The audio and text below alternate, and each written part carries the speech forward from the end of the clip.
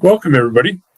My name's Dave Harden. I'll be your host this evening for the Einstein Retirement Workshop's Social Security Filing Strategy Workshop and more. Welcome. Glad you're here. I need to do a quick, I need to ask for your help a little bit and do a quick audio check. So if you're from, I don't know, Facebook, YouTube, Rumble, X, any of the platforms that we are airing on tonight. If you just use the chat function, just give me a thumbs up or hear you great, anything like that. And then we can do some quick trivia before the hour. So the quicker, the better.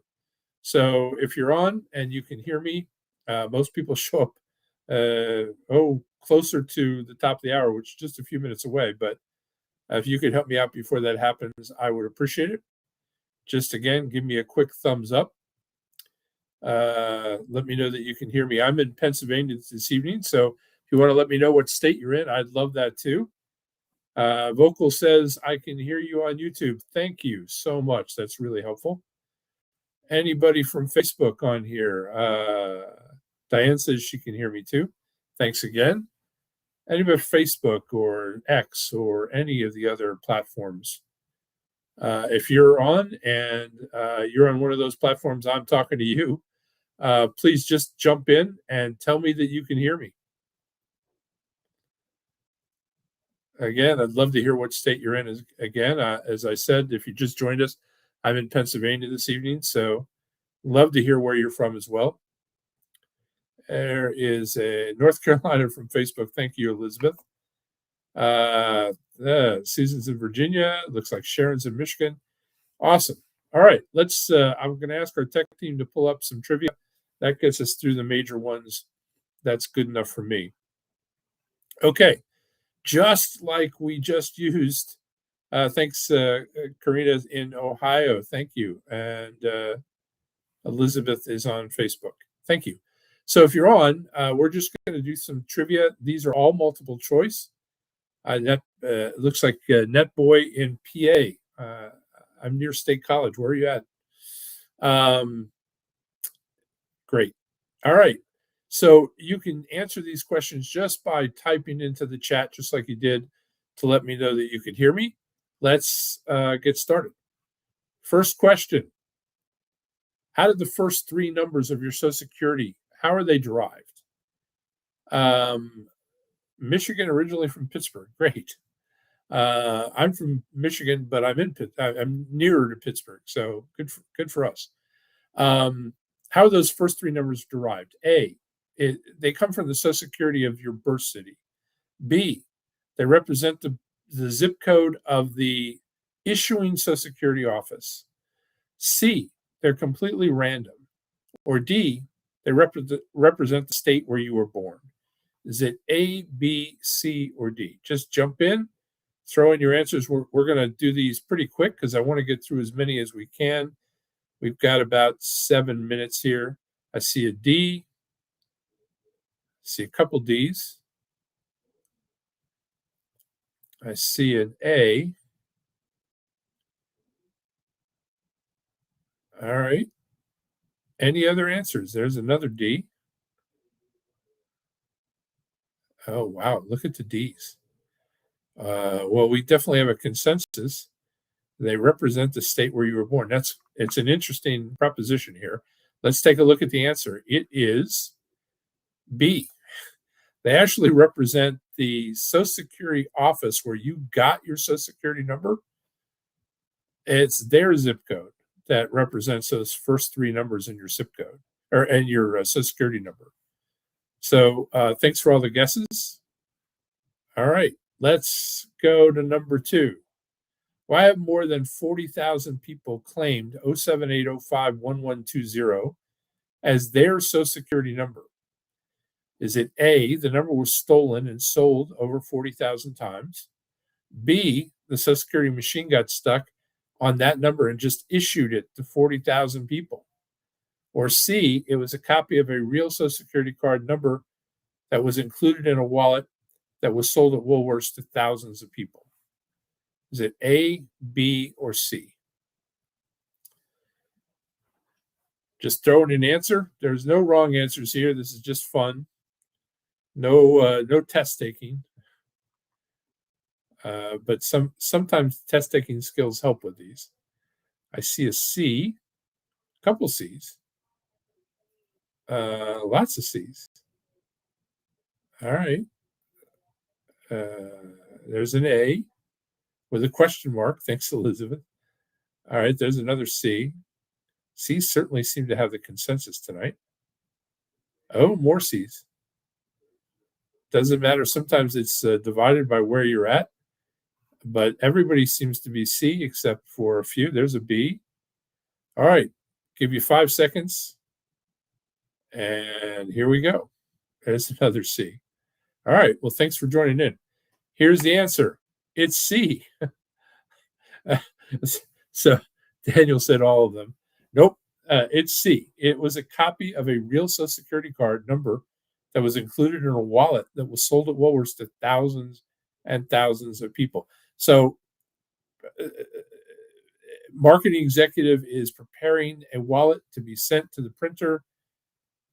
You know how they like the stuff inside to make it look like it's real.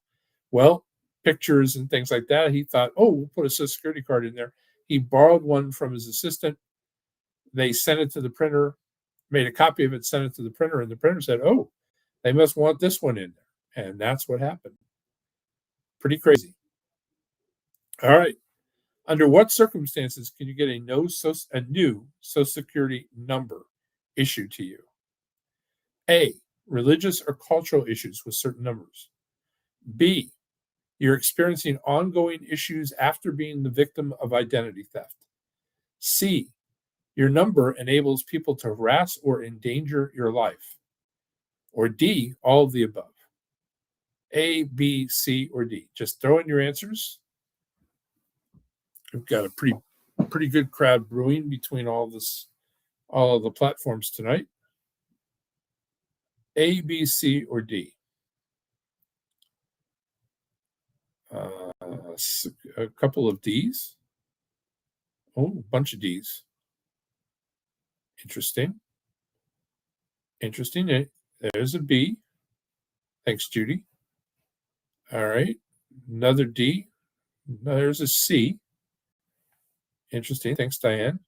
There's another D. D certainly has a consensus tonight. Okay. Let's take a look. I think we can get one more question in here. It is D. Certainly the consensus had this one down flat. Any of those qualify. This was the answer that was all of the above. So any of those circumstances will get you a new Social Security card, but the Social Security Administration won't give it to you. You got to get your employer and your creditors to start using it. That's a much harder task, but it's not impossible. All right. What year was the first Social Security benefit paid? Was it A, 1936, $28.17, B, 1937, $19.67, or C, 1940, $22.54. Now, to give you a little, well, I don't know if this helps or not, but the Social Security bill was passed into law in 1935. So what do you think? A, 1936, B, 1937, C, 1940. Just pop in your answers. A, B, or C. If you've just joined us, we're just doing some quick Social Security trivia. We're going to start right at the top of the hour in just a minute. So feel free to join in. There's an A. There's a C. A couple of C's. A couple of A's. There's a B. A lot of C's. A couple of B's. More C's. More C's. More C's. All right. Let's pull her up here. It just reached the top of the hour. There's a B. It is C. All of you geniuses. It was 1940. Now, you might say, why? Why pass the bill and then it takes 5 years? The reason is very simple. Social Security is self-funded. It had to collect the money and in a sufficient quantity to pay out benefits without stopping. So they couldn't just do it the first dollar they had in. They may not be able to pay them in a year. So they had to have a big enough stream of money to be able to start a stream of income out to the recipients before they reached before they ran out of money. And so C is the answer. Really good joining in. Thanks so much. Let me ask our tech team to pull up our workshop. And it is top of the hour here. We're going to get started right now. Let me introduce myself. I'll do it more formally in a minute. My name is Dave Harden. I will be your host this evening. I'll give myself a more formal introduction in a second with my background, but let me just do a little housekeeping. I'm asked frequently, how long does this take? Let me give you a quick heads up. This is about an hour and 20 minutes, at the end of which I always do a Q&A, a question and answer. Here's how you could help me and help everyone. If you know a question that you want to ask at the end, don't wait till the end to ask it. Type it into the chat section, just like we were doing when you were answering questions for the trivia or you were helping me out with an audio check. Just use the chat. Type your question in. If you get in the middle of the workshop and you go, wow, I've got a question based on what you just said, ask away. Don't wait till the end. Now, you're welcome at the end to ask questions, but it will speed things up immensely if we can queue up some questions ahead of time so that we're not waiting for 5 minutes for people to type and do all that. I can start answering questions right away at the end. Thank you for that. Thank you for your help. Let me dig in and we'll start right now. Again, my name is Dave Harden. I am a registered financial consultant at RFC. That's a designation from the International Association of Registered Financial Consultants, the IARFC. I also carry the NSSA. That's the only college accredited designation for Social Security and taxes.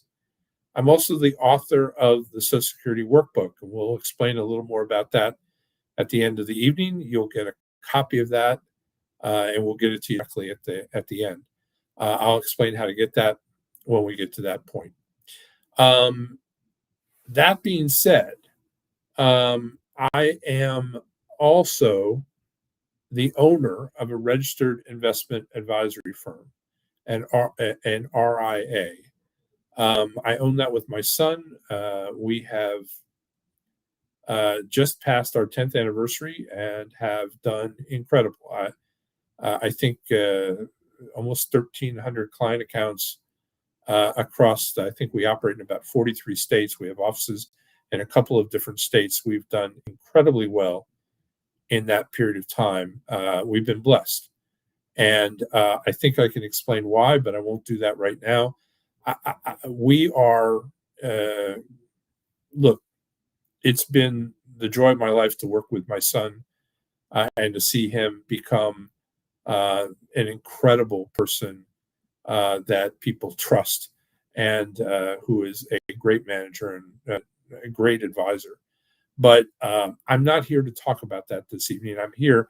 In fact, the reason I talk about this is because the SEC requires me to disclose it.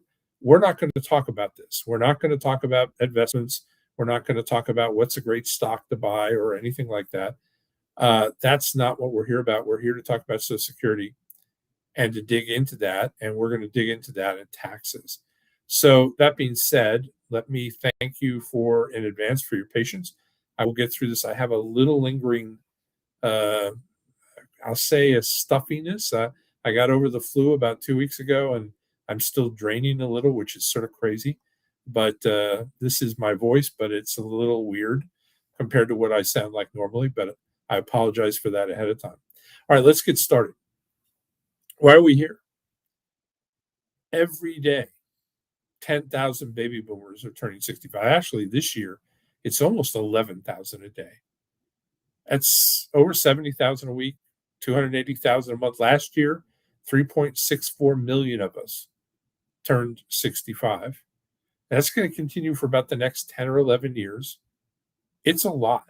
Now, after that 10 or 11 years, there's still plenty of people turning 65, just not quite at the same numbers because the baby boomers will already reached it and passed it. But you might say, okay, that's a lot of people.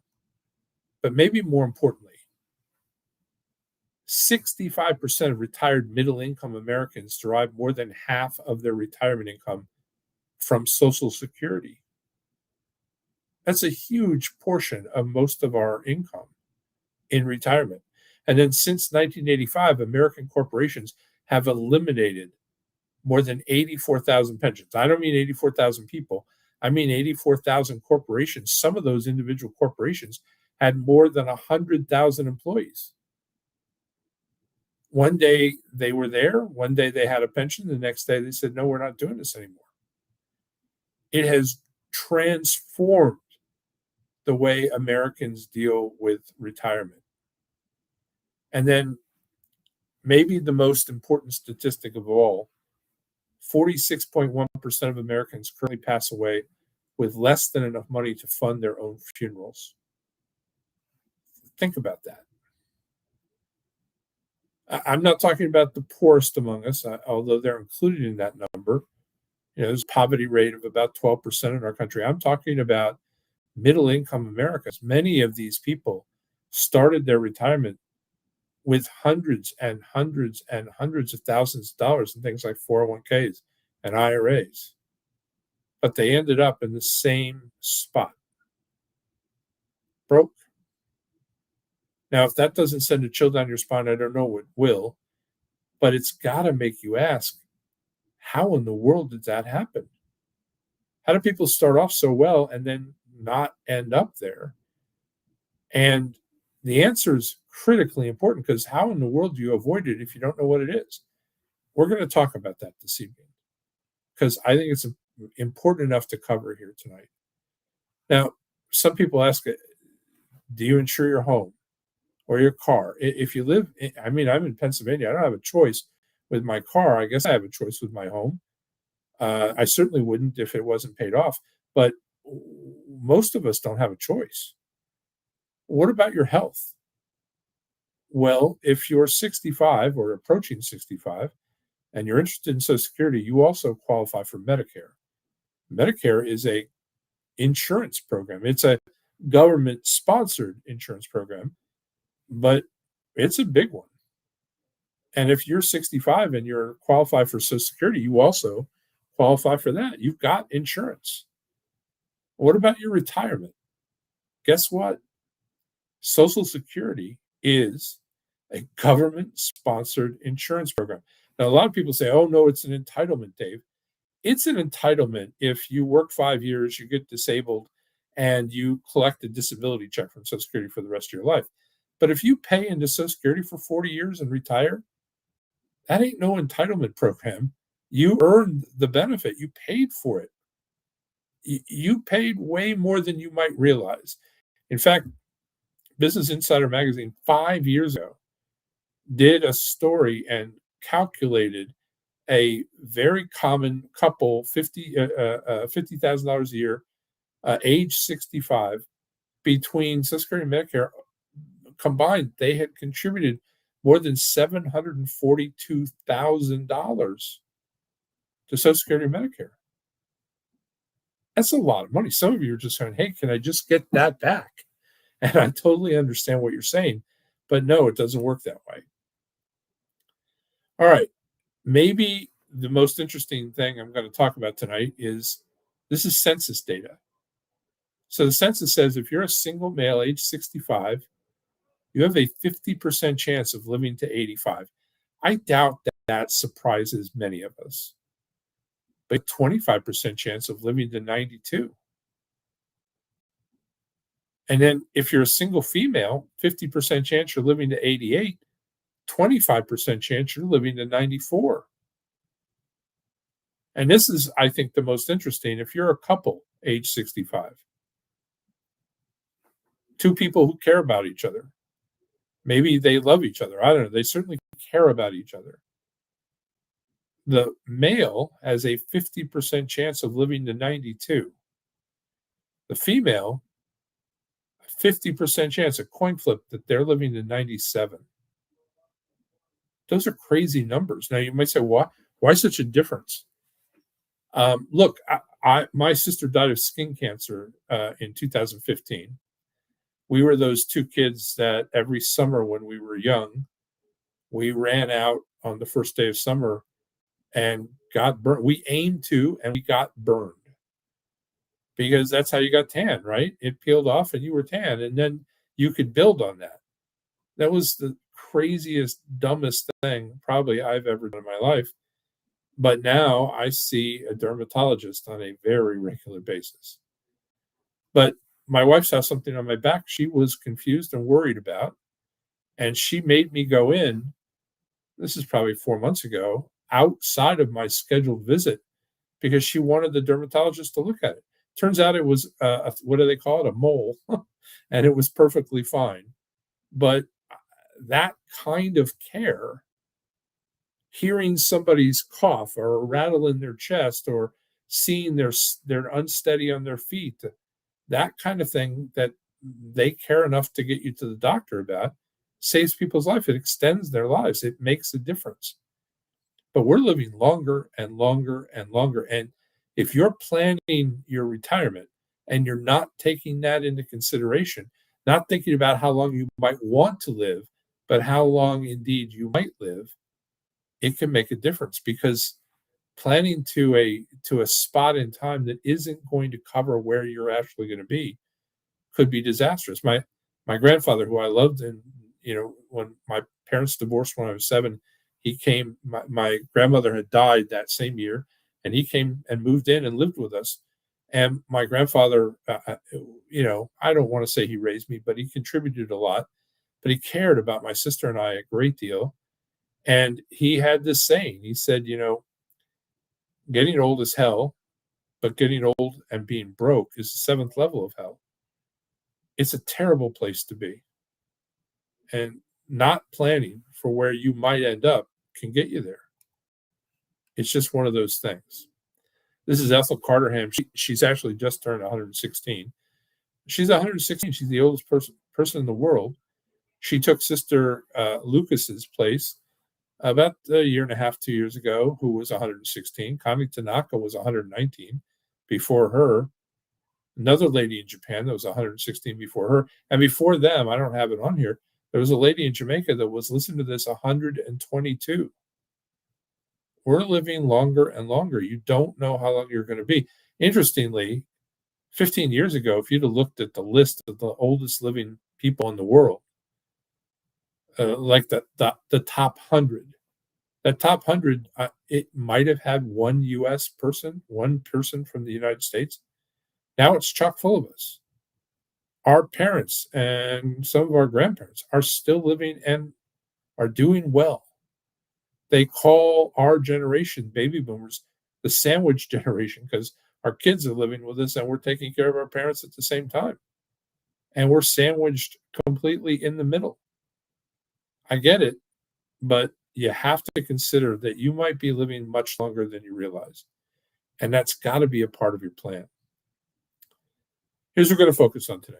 Benefit basics, how Social Security works, strategies for married couples, options for divorced individuals, options for widows and widowers. Now, these are the options and the strays because Social Security was created for the single person. So if you're single, don't worry. We're going to cover lots with you. But you see that next topic, taxes? Boy, do you have to pay attention. Now, everybody does. I don't know if you knew taxes were that Social Security was taxable, but it is throwing wrenches into people's retirement that don't know about it and haven't planned for it and are just ignoring it. And sort of that's exactly what some factions would like you to do. But it's absolutely not in your best interest to not know about this. We're going to dig deep into that tonight. And then coordinating benefits and why that's so critical and important. All right. Basics of Social Security. How do you get your Social Security? First, you had to work at a Social Security covered job, a place where you paid into Social Security and then your employer matched that. Now, if you're self-employed, you've already learned the bad lesson that you pay both sides 0 discounts. It's just the way it works. They use the highest 35 years of your earned wage income to calculate your Social Security benefit. Not the first 35 years you work, not the last 35, although it could be either of those, but individually measured income from each year prorated to today's income, added together the top 35 and then divided by 35 to get your average income, which is what your Social Security is based on. Why is this important? Well, over my career, I cannot tell you how many people I've sat down with who were about to file for Social Security and didn't realize they don't have 35 years. They had 34, 33, or 30. Well, let me tell you how that works. They take those 30 years, they add them all up, they prorate them, then they add them all up, and then they still divide by 35.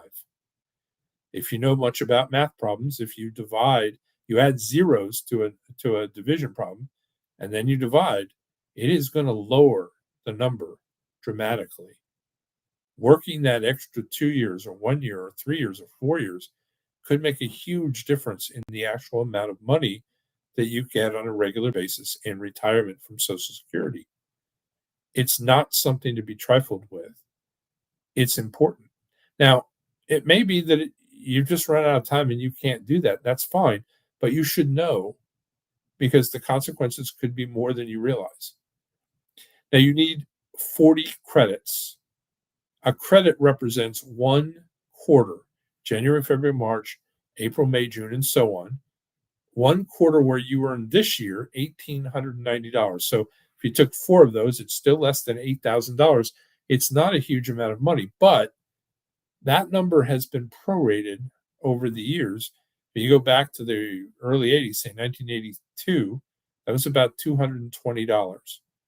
That's been prorated up to $1,890. But if you met the $220 in 82, you qualified. Those 40 credits equal 40 quarters, equal 10 full years of work history, but it doesn't have to be in a row. Doesn't have to be in, it could be 1 quarter every year for 40 years. And then you've got your 40 credits. It doesn't matter. Whatever way you've added them up to get them is what counts. Okay, once you've got those 40 credits, you've earned a retirement benefit. You need half of that, by the way, to get a disability benefit, 5 years, 20 credits. But we're not talking about disability tonight. This is retirement. Now, are there some exclusions or reductions in the benefit that may apply for some jobs? And the answer is there used to be, but there really aren't now. So you may have heard of the Social Security Fairness Act of 2025. It changed a bunch of stuff. Prior to that act, if you worked for the government or you had a military job or you were a railroad employee that qualified with 10 years of service and had a pension that was backed by the federal government, or you worked for state government, county government, city government, or school districts that opted out of Social Security to pay into their own pension systems, then you would have fallen under the WP and GPO. WP is the windfall elimination provision, and it would have said, hey, if you worked for a school district, for instance, and you didn't pay into Social Security, but you retired after 30 years, you had a nice pension, but after that, you got bored and you went back to work, and you earned by a Social Security benefit by working for 40 quarters or 10 years. And now you have a Social Security benefit and your pension. Not bad, right? Well, the WP said, hey, look, because you didn't have 31 years of paying into Social Security, we're not going to give that whole thing to you. We're going to take part of it back. And they would lower the amount you got from Social Security, not your pension, but lower the amount that you were going to get from Social Security. Now, most people thought this was unfair. Some people didn't care. None of them were government employees, but it was unfair from the perspective that you paid for the benefit. You and your employer paid in, you get the benefit that you earned. But they said, no, that doesn't work that way because you got this government benefit too. We're going to cut it. The GPO was even worse. The GPO didn't apply to you, it would have applied to your spouse. Let's say you worked for the federal government for 40 years and you have a wonderful pension. But when you pass away, you've picked the joint and survivor pension, meaning what I get goes to my spouse. But your spouse worked, maybe she was like my spouse, she was a teacher. And my wife worked as a teacher. And then when we started having kids, she didn't work for quite a few years. The kids were young until she was comfortable that they were settled in school and she didn't need to be there for them every minute of every day. Then she went back to work. But when she retired, she didn't have 40 years. She didn't have 35. She didn't have anywhere near those. And so she still had a Social Security benefit, but it was significantly less because she didn't have all those years. But I might have thought to myself, hey, what do I have to worry about? I've got this benefit. She's got Social Security. We're fine. If something happens to me, she'll inherit my benefit, my pension, and she'll have both. And she won't have to feed me either. She'll be in great shape, except the government said, hey, because she didn't have those 31 years, they were going to reduce her Social Security when she inherited that pension, or sometimes, listen, take it away completely.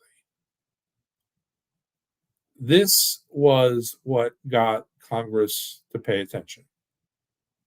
And Congress has been looking at this for a decade and a half. There's been 4 or 5 different proposals. This one in 2025 finally passed and was signed into law.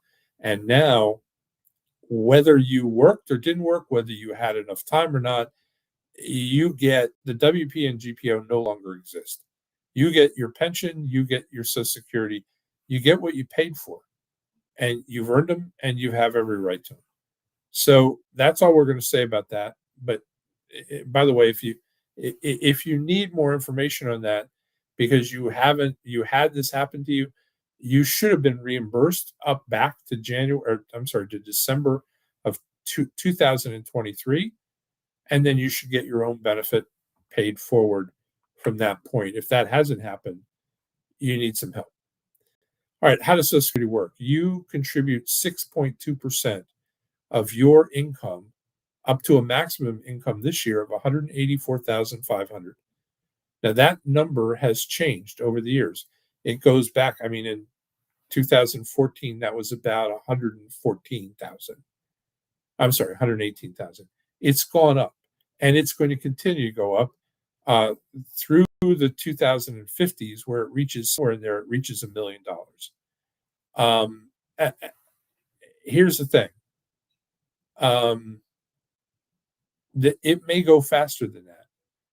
Congress may decide that they're going to tackle all income. I would not be surprised if that happened in the near future. But right now, this is the way it works.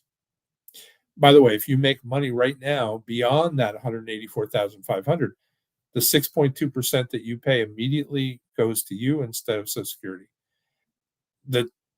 Your employer matches that 6.2%, so you get a total of 12.4% being paid on your behalf to Social Security. 12.5% is 1/8, so half of a quarter.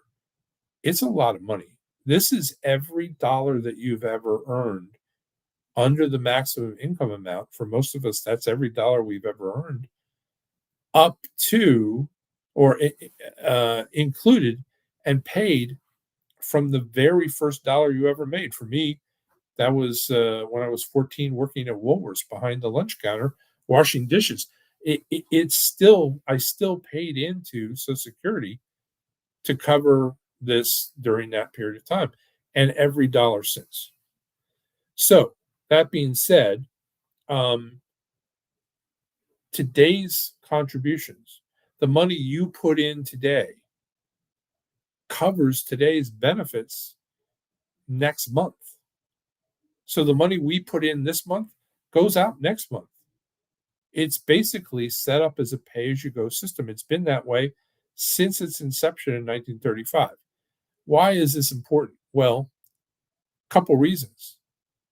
In 1935, the age that you could get Social Security was 65. The average person lived to only age 63. This didn't cover a lot of people back then. And our parents' generation and some of our grandparents' generation who paid into it was a whole lot more people paying in than there was money going out. And then when baby boomers started paying in, there was even more people paying in. At some point, I think during the Reagan administration, there were like 40 people paying in for every single person paying out or receiving a benefit. But you might realize our parents' generation about this big, baby boomers about this big. Anybody know how many millennials there are? 77 million baby boomers, 81 million millennials. There's more of them than there is of us, but not by much. Certainly not 40 to 1. It's a big difference. And this brings up the question of solvency. What's going to happen to Social Security when all of us are retired? Well, here's the interesting thing.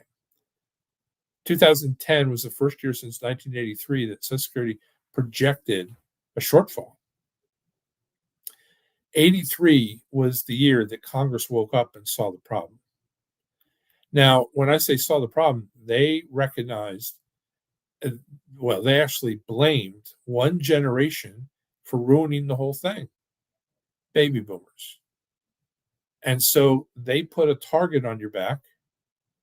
If you fall into that category, you'll know exactly what I'm talking about in a minute. And they took aim at it and they fired. So 83, they did two things, two really specific things. The first is they sent you a letter. In August of 1983, you received a letter from Social Security. Now, you were young enough that you probably went, what in the world am I getting this letter for? Well, you were getting it because it took something away from you. The letter said, hey, since its inception in 1935, Social Security's full retirement age, FRA, has always been 65. But if you were born after 1943, between 43 and 54, it's no longer 65, it's 66. And if you're born after 1954, for every year, add 2 months. So 55, 66 and 2 months, 56, 66 and 4 months, and so on until you reach birth year 1960, where it's 66 and 12 months, or 67. And then everybody born 1960 or after, it's 67. That's just the way it works. Now, I was at work the next day. I was getting some water or coffee or something. Somebody else and I started a conversation, and I naturally wanted to talk about this letter. See, the year wasn't the concern. I wasn't flipping out because I went from 65 to 66. I was flipping out because I didn't know how many more letters I was going to get before I retired. Who knows? The next one will take me to 67, then 68, and then 70, and then who knows? Maybe I'll be at 75 before I can collect Social Security. I didn't know what was going to happen, and it scared me. And we're having this conversation, and a couple of feet away, somebody else was getting coffee, and they overheard me, and they said, "What are you worried about Social Security for? It's not even going to be around when you retire." I don't know if you've ever heard that. I've heard that a ton. Every one of those people that said that was dead wrong. Not a little wrong, dead wrong. They did what all sorts of people do to us today. They try to instill fear. Here's the thing. Social Security is fully funded to 2035. Means it's got enough to pay every cent of benefits. And then listen to this, because I think this is critical. It funds 83 cents on the dollar after that for as far as you can see. This is not Social Security runs out of money. This is how do we fund the 17-cent shortfall, the 17% shortfall, 17 cents on every dollar that we need to give everybody their full benefit. Look, there are basically four proposals to solve this.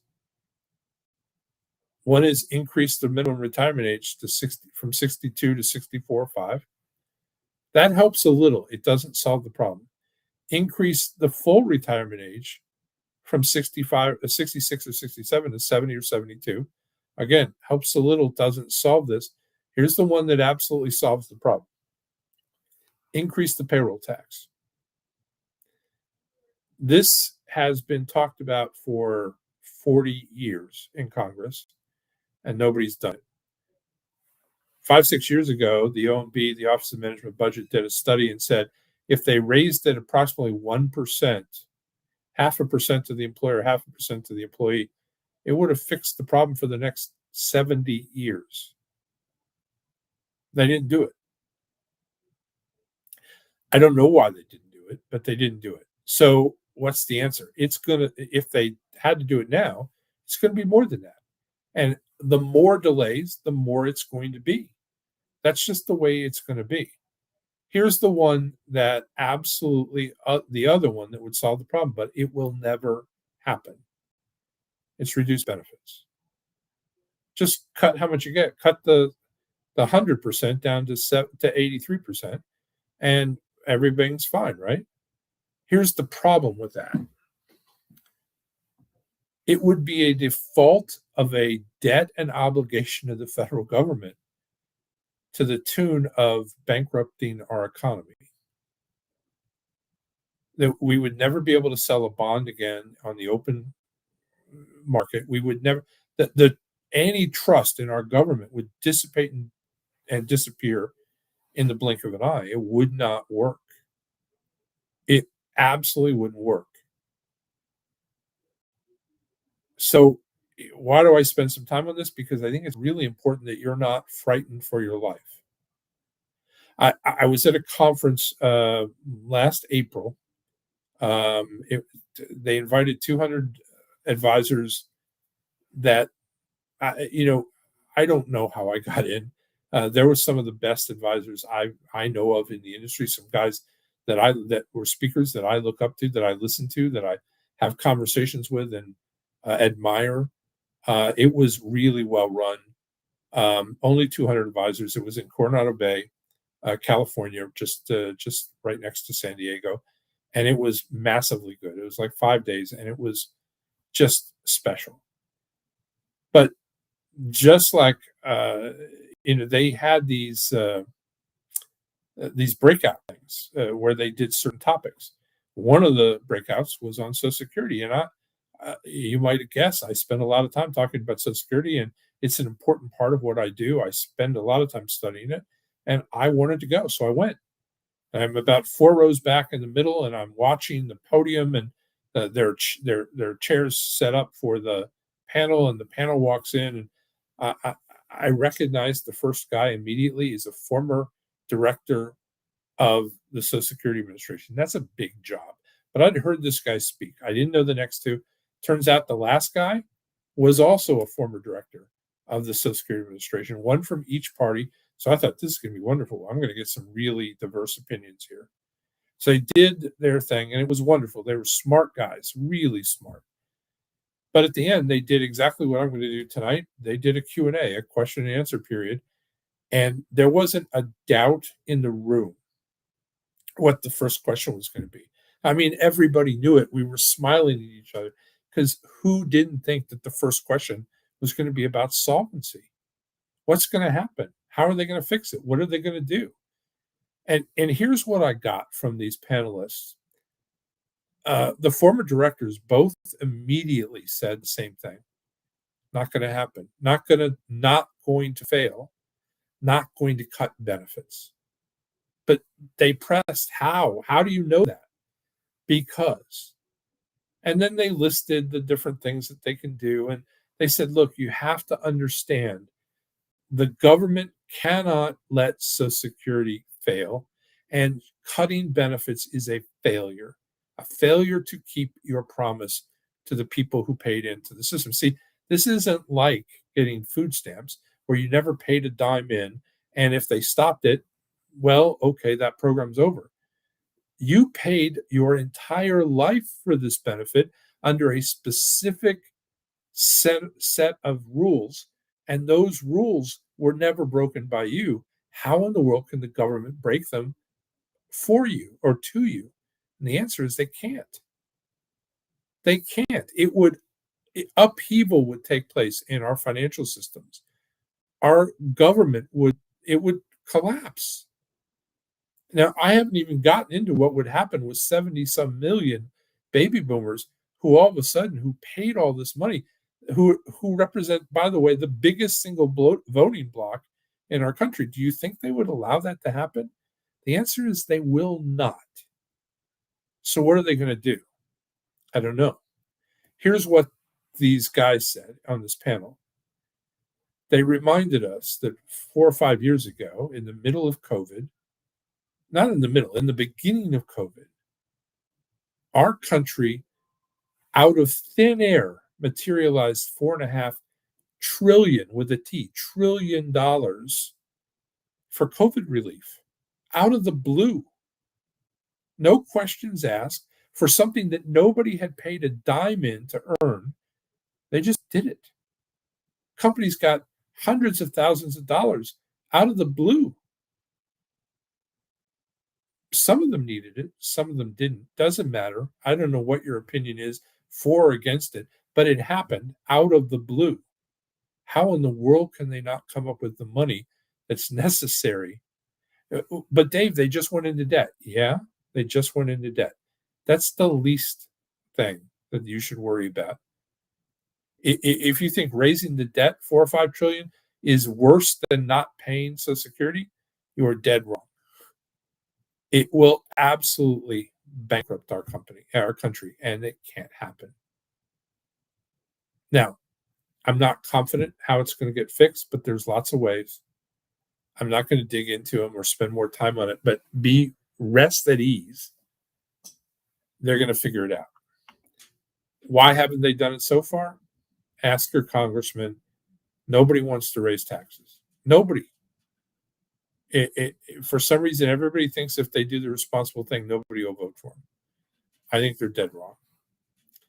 All right. How are your benefits determined? You get your full retirement age benefit at 66 or 67, depending on when you were born.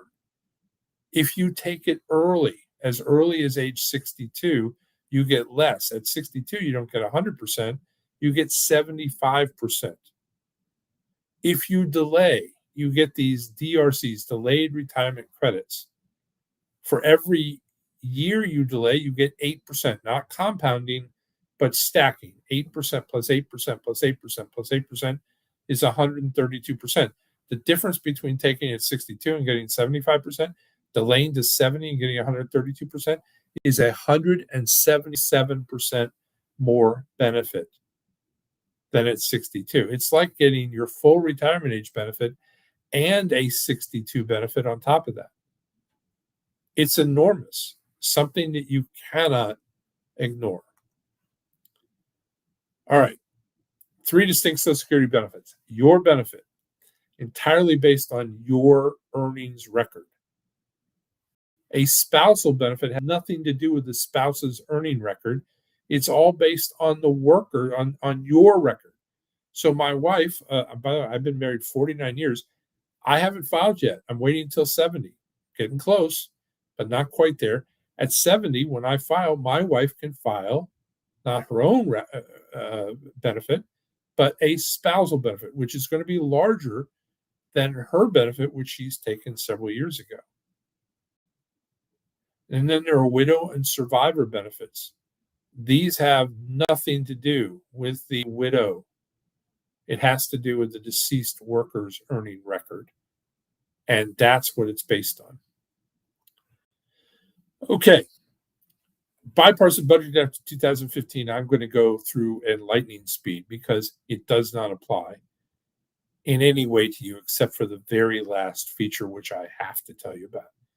So this changed Social Security for married couples and divorced spouses, set 3 sets of rules based on when you were born.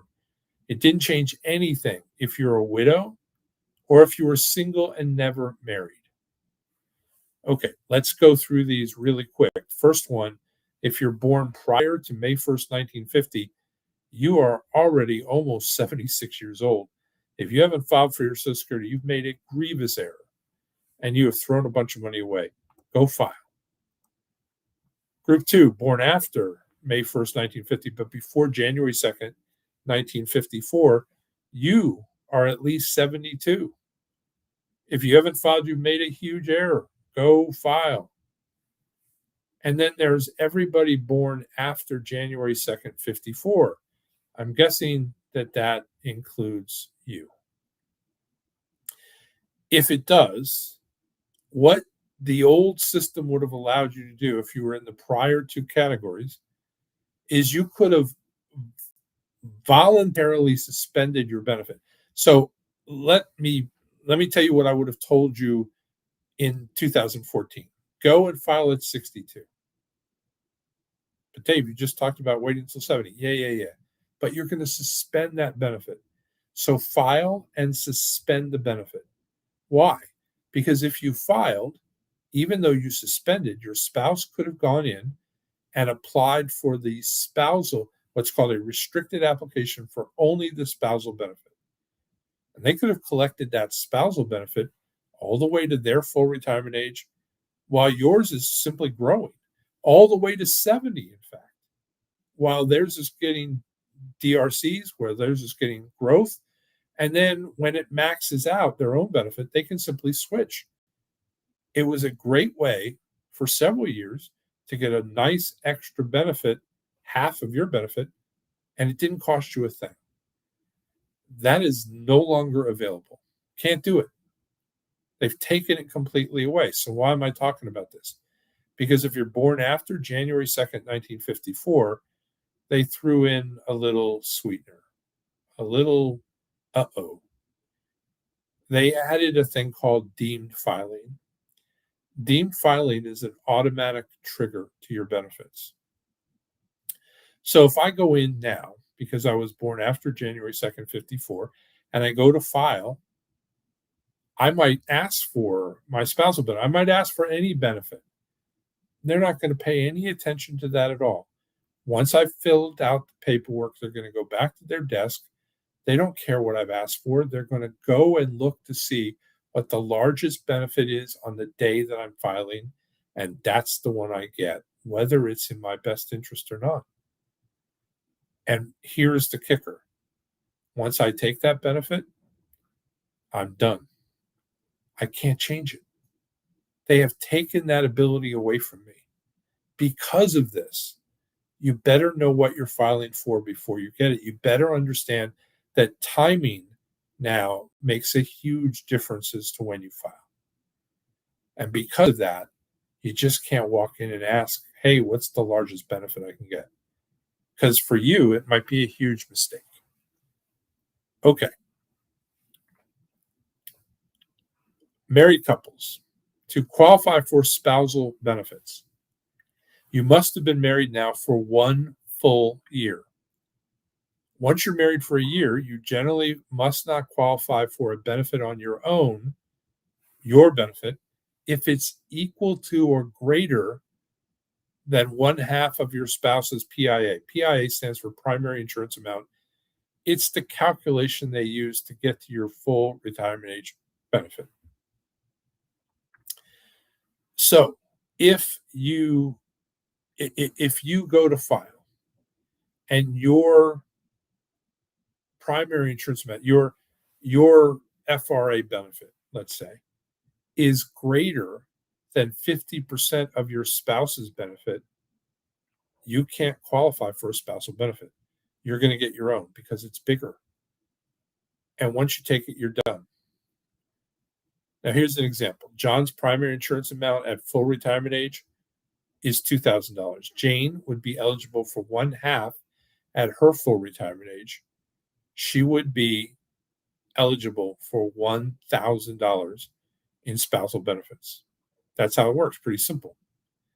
Now, a couple of caveats to that. If you file your benefit early, you get less, right? Even as early as 62, you still get a benefit. It's just 75% of the full retirement age benefit. But if you file a spousal benefit early, you get even less. They knock it down even more. It's no longer 75%, it's 70%. And remember, that's 70% of half. So in John and Jane's category, his benefit was 2,000. Her benefit would have been half of that, or 1,000. But if she filed at 62, it would be 70% of 1,000, or $700. Now, if you delay, you get these wonderful DRCs, delayed retirement credits, at 8% plus 8% plus 8% plus 8%, up to 132%. But if you delay filing a spousal benefit, pay attention, people. If you file a spousal benefit delayed, you get nothing. There is no delayed retirement credits on spousal benefits. That only applies to your own benefit. Worse, nobody's going to call you up and say, hey, you didn't file for the spousal benefit. What's happening? They're just going to let it go. And worse, let's say a year after I turned full retirement age, I am delaying. This happens a lot. I've seen this so much, where people are waiting, thinking that they're getting that delayed retirement credit, that 8%, by delaying on the spousal benefit. And it's a little less. So why not make it more? The problem is, a year goes by and you realize, you wake up, you look at your statement, you realize there's no increase. So you call Social Security and say, hey, let me backdate this while I still can. And they say, sorry, you cannot backdate a spousal benefit. You can do that on your own easily to 6 months. Sometimes you can do it a year, but you can't do it on a spousal benefit. Spousal benefits can only be applied for going forward, never backwards. Do not make that mistake. All right. Survivor benefits. At the death of the first spouse, surviving spouse can receive a maximum of either his or her own benefit, right? They can take their benefit, or they can claim the benefit of the deceased. Or, because so many people have filed early. This is one of the reasons I get so upset about. I mean, you can go anywhere in the news and hear file at 62. Who knows how long Social Security is going to last? I could get 1 million views if I did an article tomorrow telling people that Social Security was doomed, it wasn't going to last, take your money as quickly as you can. That's because people feed into fear. But it wouldn't be true. But people do this all the time. You can go see these guys, no credentials, no background. They're just telling people, file, file, file. Take it early while there's still a chance. Here's the thing. Last year, because of those things, because people were influenced so much, 40% of Americans filed at 62, the earliest possible date they could take their benefit. 40%. Now imagine that you get at 40% of us file. Some of those people are going to die early. And when they do, if they had a spouse, guess who's going to get a lot less? Well, here's on top of that. By the way, if they didn't file, the spouse gets the full retirement age benefit. But if they did, they get that 75%. But the government has stepped in because so many people are doing this and notched up the 75% to 82.5% of the PI of the deceased, if the deceased filed at 62 or before they reached the 82.5%. It's not much, but it's a little something. All right. The most common mistakes: higher wage earner files early and shortchanges survivor benefits. This happens all the time. And then both delay past full retirement age. Nobody claims the spousal benefit that's just melting away. They're just getting led. They're going to get the same amount 2 years from now, 3 years from now, 4 years from now, as they would have when they filed, if they had filed it at their FRA, full retirement age. And they've just thrown that money away. There's no way to recover it. Okay, considerations for divorced individuals. For divorced spouse benefits, you must have been married for 10 full years in a row to the same person. No stopsies and starties, and no switching partners in the middle of the square dance. 10 years in a row to the same person, period. You cannot currently be married. If you remarry after a divorce, you no longer have divorced spouse benefits. You have current spouse benefits after a year. Now, if you re-divorce or your current spouse becomes, they pass away, you then have some choices because the previous 10-year marriage benefits reappear. You can't get them both at the same time, but you have some choices at that point. Same benefit amounts and reductions apply for early claiming as they do for regular spousal benefits. There is no difference between a spousal benefit and a divorced spouse benefit, with one exception, one glaring exception. I told you before, I've been married 49 years. My wife cannot file to get a spousal benefit because I haven't filed yet. And she can't until I do. But if we had been divorced for 2 years, 24 months, that rule no longer applies. She can file whether I filed or not. It doesn't matter anymore. That is the only difference between the two, and it's quite a big difference. All right. Bipartisan Budget Act for divorced individuals. This is exactly the same. There is no look. I'm not going to go through prior to May 1st, 1950, or prior to January 2nd, 54. I'll just say if you're born after January 2nd, 54, restricted application for spousal benefits is no longer available. None of those options are available to you. But if you're older than your ex-spouse and you're not currently married, you can claim your own benefit as early as 62 and then switch to a larger divorce spouse benefit when your ex reaches their full retirement age.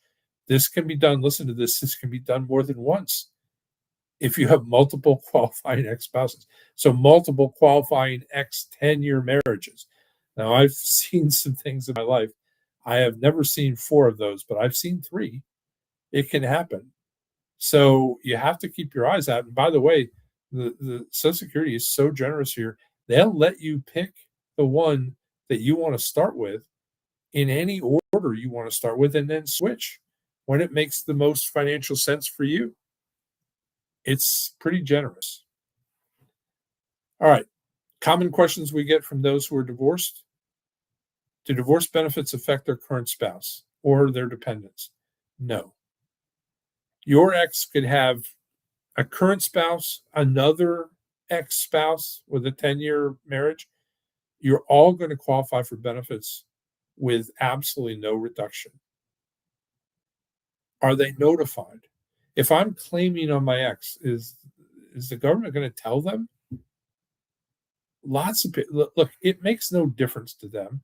It doesn't affect them. But no, they're not going to tell them. Just like HIPAA keeps your doctor from sharing your medical information with anybody without your written permission, Social Security can't share your information with one exception.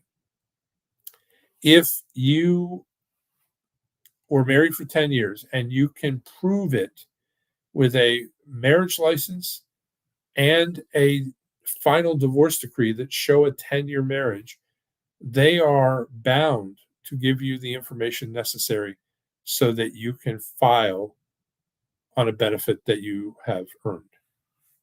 That's it, though. Okay. Widows and widowers. To qualify for widow benefits or survivor benefits or widower benefits, you must be 60 years old. This is the earliest you can get any retirement benefit.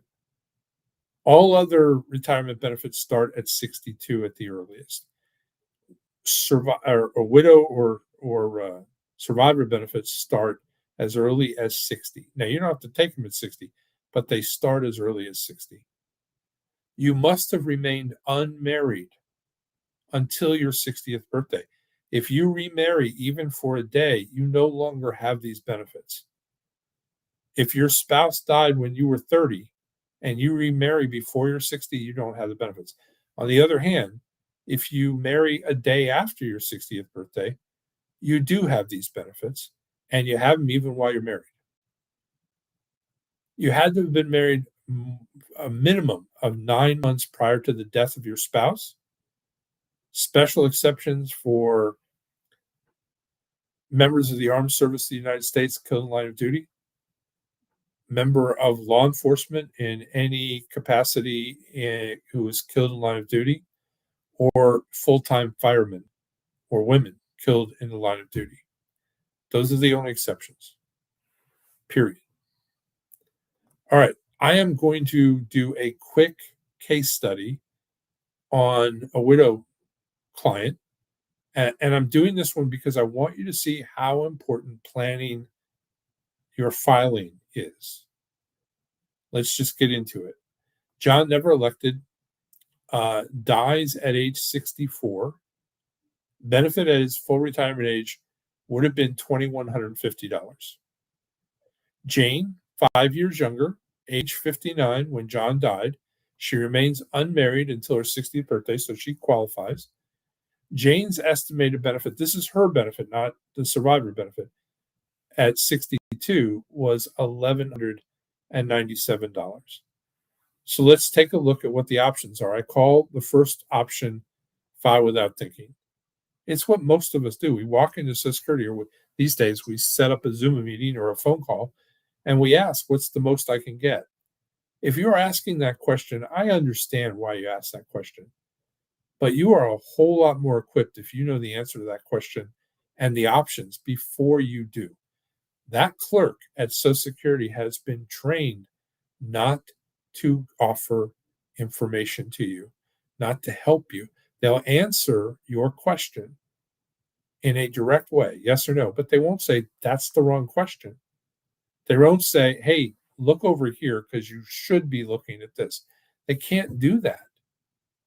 And the reason is simple. They're not trained to do it, A, and B, Social Security doesn't want to take the responsibility of having them tell you what to do and then be wrong. So it's important for you to have this information ahead of time. But you walk into Social Security, you ask that question, and they say, well, look, the only benefit you can get today at age 60 is the survivor benefit. It's the only one you qualify for. You say, how much is that? They say, well, it's no longer $2,150. That's what it is full retirement age. But at 60, you can get $1,537. You say, I'll take it. We assume that you're going to live 25 years to 85. We also are not going to do, we're going to do simple math here. So no cost of living adjustments, no fancy footwork, just 25 years, 300 payments at $1,537. You're going to collect $461,100. Strategy one, you say, hey, wait a minute.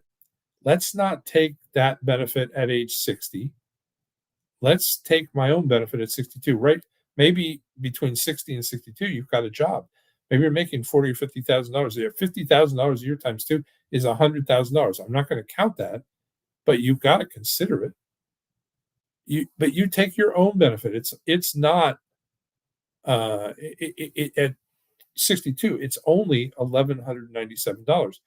But this allows you to take that and then delay until your full retirement age and take the widow benefit then. It will have maxed out.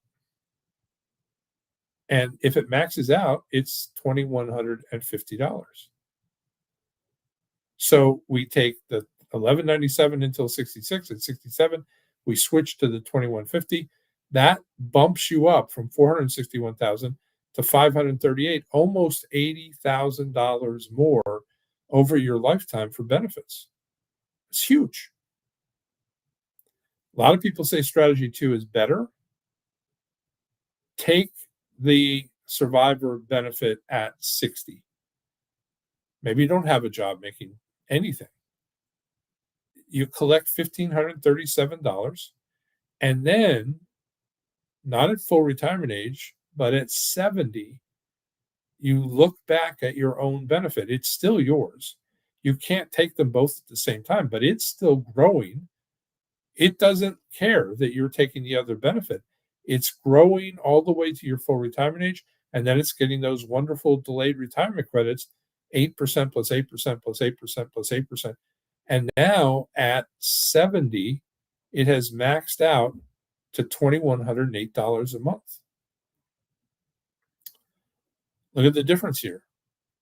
Not 461,000, not 538, but 563, more than $100,000 more, almost $103,000 more, actually almost 104,000 more than you would have taken if you just went in and said, "Hey, how much can I get?" I don't know anybody, I don't care how much money you have in retirement, you can't afford to walk away from $100,000 without looking and thinking hard whether that's the right thing to do or not. Okay, if you take your benefit at age 62, 63, 64, 65, for some of you at 66, and you earn more than $24,480 of income,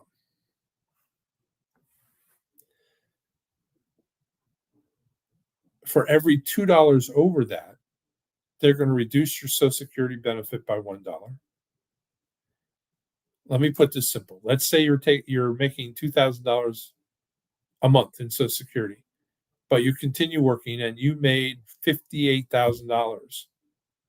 At the end of the year, when you file your taxes, you're going to send them in. Let's say you did that in April. Sometime in July, you're going to get a letter from Social Security, not the IRS, from Social Security, saying, hey, all of that $2,000 a month, that $24,000 that we paid you last year, you owe it back to us with interest. And if you don't want to pay it right away, the interest is going to continue to accrue. But don't worry, we have a collection method that is absolutely guaranteed. We'll just stop paying you your Social Security until it's paid off. If you're really lucky, they'll offer to take half. There was a news article on 60 Minutes about this, maybe 4 or 5 months ago, with couples that were just in terrible shape because they did this, they got overpaid, and then all of a sudden they delayed their taxes. They didn't file right away, and then a year or two later they filed, and guess what? They owe several years of Social Security back, and they just got cut off because they didn't have the money to pay. This is a terrible way to start your Social Security.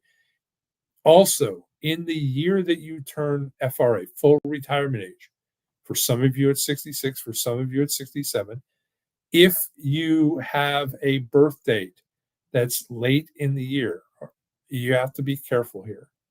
If you, many people start, hey, I'm turning full retirement age in June, so I'm going to start in January taking my benefit.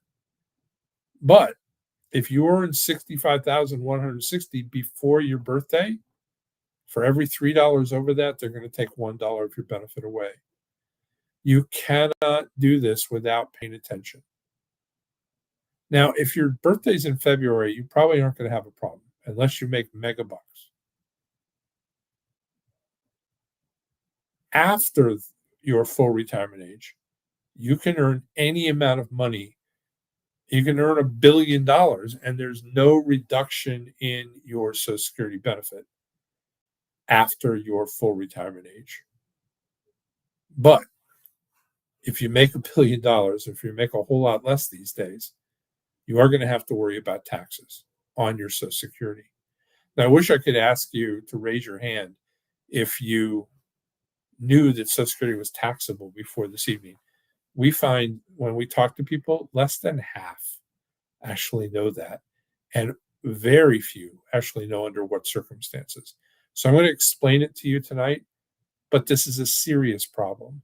And it's serious it surprises people. One of the reasons it surprises people is Social Security law in 1935, when it was written into the law and the bill was passed in 1935, the bill that President Roosevelt wrote and then signed into law, explicitly says that the Social Security benefit is after tax, that it's not supposed to be subject to federal tax. Most states don't tax it. Why is it taxed? Well, do you remember a while back I told you about Congress taking a really big aim at us, baby boomers, in 1983? That was the year that they changed your full retirement age. It's also the year that they determined to start taxing your Social Security. You just didn't hear, you didn't get a letter saying, hey, prepare for this. Here's the problem, it's a big deal, and it is ruining people's retirement. You really need to be aware of this, and you really need to do some planning around it. On top of that, let me give you the really bad news. You've already paid tax on Social Security. I don't know if you heard me. You've already paid tax on Social Security. You know, the contributions to Social Security, your FICA contribution, it was taxed. Think about it. Did you get a deduction for that tax? When you took it out of your check, did you put that on your 1040 as a deduction? No. Why? Because it was set up never to be taxed when you got the benefit. And so they taxed it up front, just like a Roth. If you put money into a Roth account, you pay the tax up front, but it grows tax deferred. And when you take it out, no tax. Unfortunately, Congress in 1983 said this isn't working. Baby boomers are too much of a strain on the system, and we have to start taxing them. So I'm going to explain how this works. Some of you are going to be very surprised, but I'll explain it to you. By the way, if you think this is easy, oh, how hard can it be? This is publication 915. You can go to irs.com/forms 915. This is 33 pages long. It's how you figure out what the taxes are on your Social Security. Comes with a nice worksheet. Should be easy, right? Not so much. In 1983, Congress took aim and then they set this form up. The form before you was created in 1983, and it's how you get taxed. So if you are single and you earn $25,000, you might want to write this down, of provisional income, $25,000 of provisional income, then 50% of your Social Security is fully taxable at the highest marginal tax rate you pay. If you earn $34,000, 85% of your Social Security is fully taxable at the highest marginal tax rate you pay. I love to read, and sometimes late at night, I suffer from insomnia sometimes. And one of the things that will help me go to sleep is if I read tax code. And I particularly love to read Social Security tax code. 2,752 pages of code for Social Security. 83 of them are all about taxes. There's a one line in there, I've read it 1,000 times, one line that says, we never tax 15% of your Social Security. I don't know why that rubs me so funny, because it's painful, but they thought it was a good thing to say. All right. If you're a couple, married couple, and it doesn't matter how you're filing, single, joint, head of household, doesn't matter. If you are, if you are a married couple and you earn 32,000 of provisional income, 50% of your Social Security fully taxable at the highest marginal tax rate you pay. 44,000 of provisional income means 85% of your Social Security is fully taxable at the highest marginal tax rate you pay. Now, how big a deal is this? It is massive. Let me explain what's in provisional income, and then I'll explain why it's absolutely causing havoc. All right, so what's included? What is a part of provisional income? Here's the list. All your W-2 and gross income, all of it, 100% of it. All your pensions, any kind of pension, disability pension, military pension, corporate pension, doesn't matter what kind of pension, it counts. All wages, all interest income, all tax-exempt interest income. Now, tax-exempt interest income is normally not taxable. This is why we buy municipal bonds and things like that to avoid taxes in retirement, right? Except all of the interest income, no matter what, on muni bonds and any other interest income bearing bonds are provisional income, count as provisional income. All your real estate income, maybe you're a really savvy real estate investor. Maybe you figured out the tax codes that allow you to get rental income and get huge discounts on taxes. But all of the Schedule E income for rent, 100% of your rental income counts as provisional income. Sorry. All your business income. If you have a small business or you own part of a small business or a subchapter S corporation or an LLC or a partnership, and you get, let's say you get a K1. A K1 is the description of your participation in an income that your company made. So your company made $50,000, you have a partner. Even if you're a silent partner, you own 50%, you get half of that 50 is 25%, $25,000.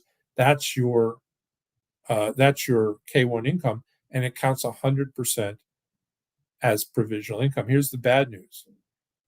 Sometimes you get the K1, but you don't get the 25,000.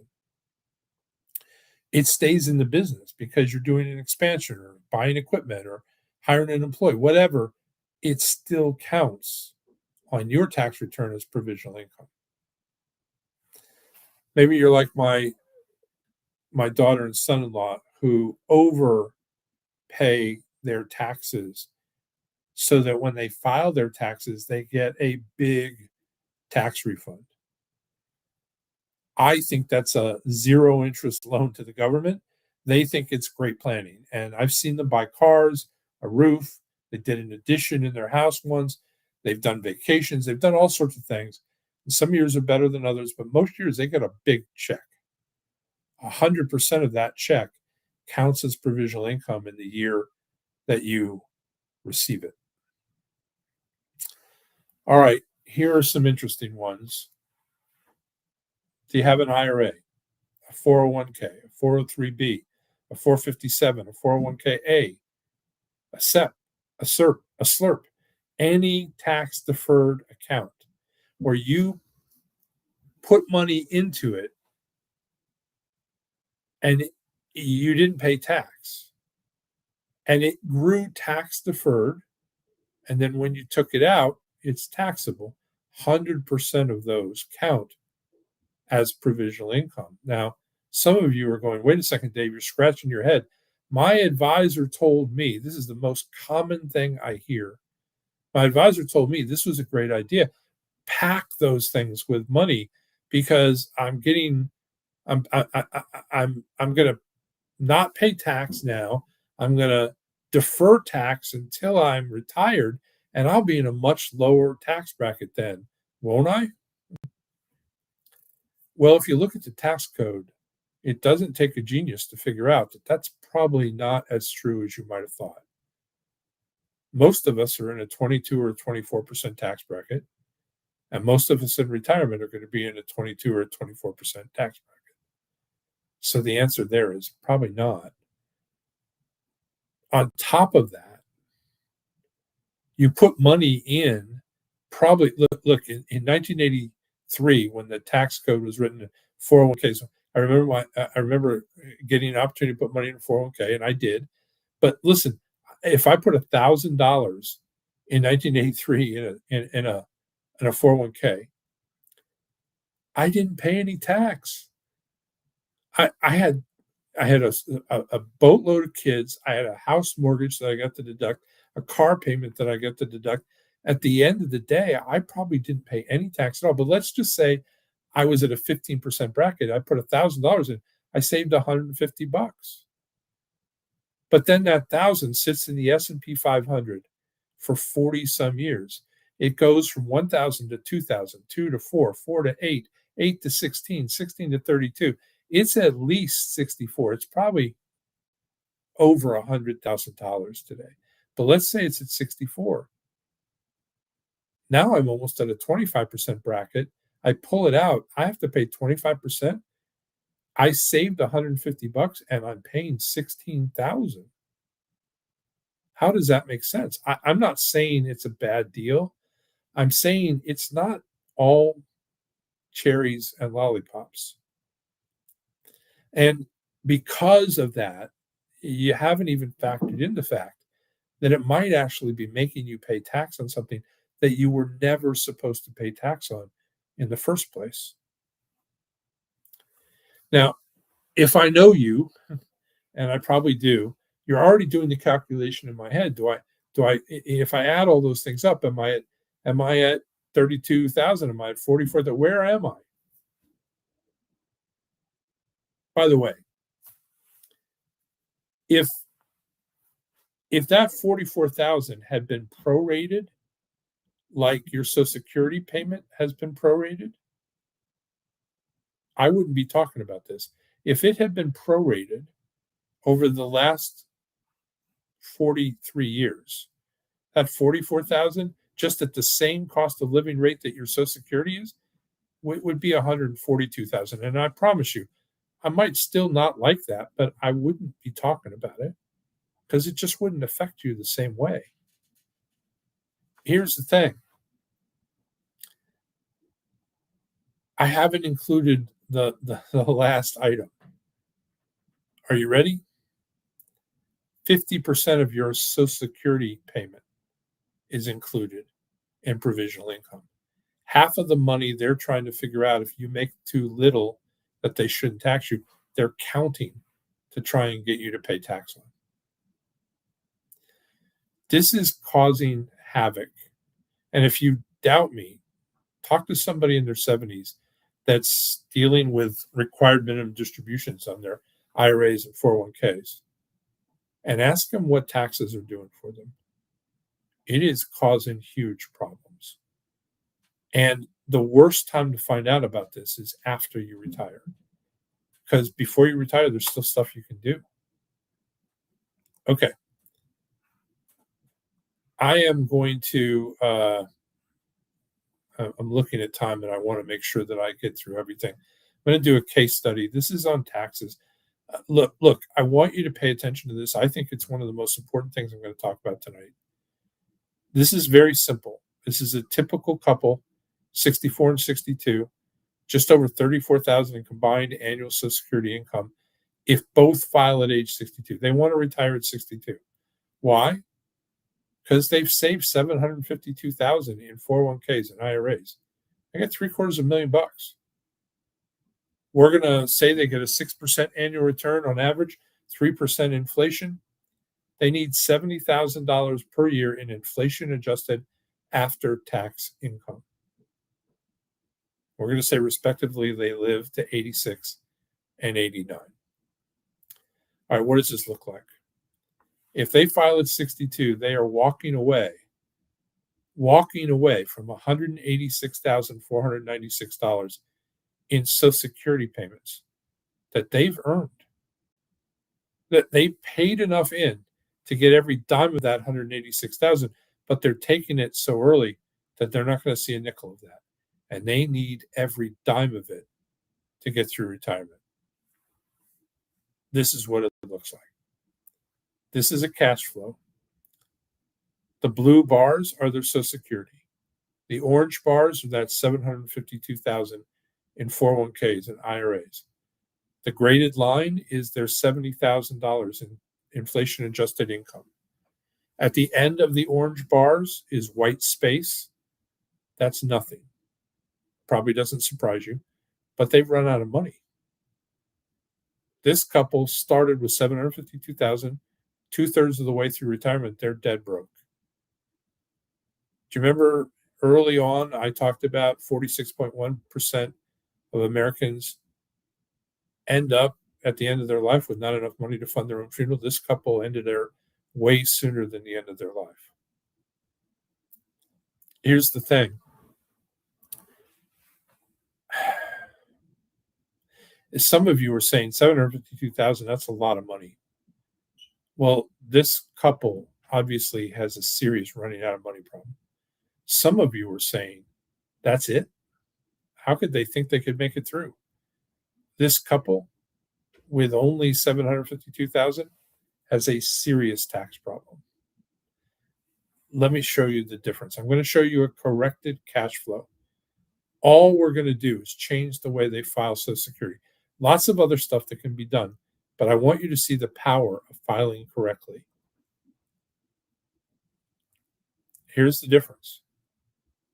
Same couple, still filing at age 62, but look at the difference. They make it through retirement, and they make it through very well. You tell me, which couple do you want to be? By the way, I want you to notice here, they're filing at 62, but that's not a Social Security. If they file then, isn't enough. They got to pull a lot of money out of their 401ks and IRAs. But here, they're still filing at 62, but where is the money coming from? It's coming from the 401ks, the IRAs. That orange money they've never paid tax on. They've got to pay tax when they take that out. But the blue money you've already paid tax on. Why wouldn't you pull it out in a way that doesn't make you pay tax twice? That's the only difference here. And it's massive. Look, it's not just about it. It's about having a plan. It's about knowing what the consequences are if you don't. But I see people every day. People come to us and they have an advisor and they say, my advisor won't talk to me about taxes. My advisor won't talk to me about Social Security. He told me, oh, I got plenty of money. You can just file Social Security whenever you want. And then they saw this and they went, wait a minute, that wasn't true. It's not something to be ashamed of that you need a plan.